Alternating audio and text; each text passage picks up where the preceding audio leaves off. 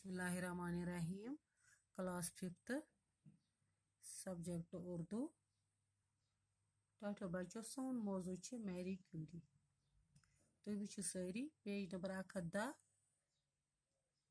सबकस नाव Marie Curie.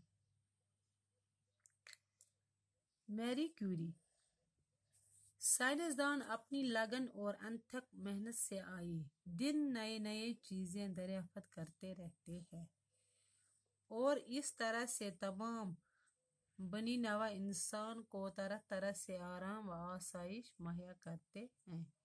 नई नई दवाएं ईजाद करके एक हमारे दुख दर्द का इलाज आसान बनाते हैं। मैरी क्यूरी भी एक ऐसी ही अजीम खातून साइंसदान थी जिसने एक ऐसा जौहर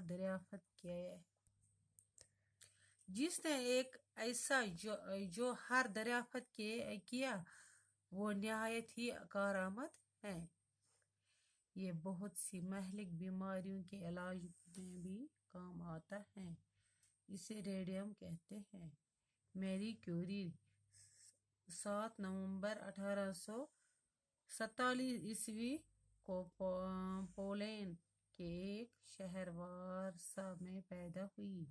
उसके वालिद एक स्कूल में रियाजी और फिजिक्स के उस्ताद थे और माँ एक बोर्डिंग हाउस चलाते थे। मैरी क्यूरी साइंसदान अपनी लगन और अथक मेहनत से आए दिन नई नई चीजें दरियाफ्त करते रहते हैं और इस तरह से तमाम बनी नवा इंसान को तरह तरह से आराम व आसाइश मुहैया करते हैं।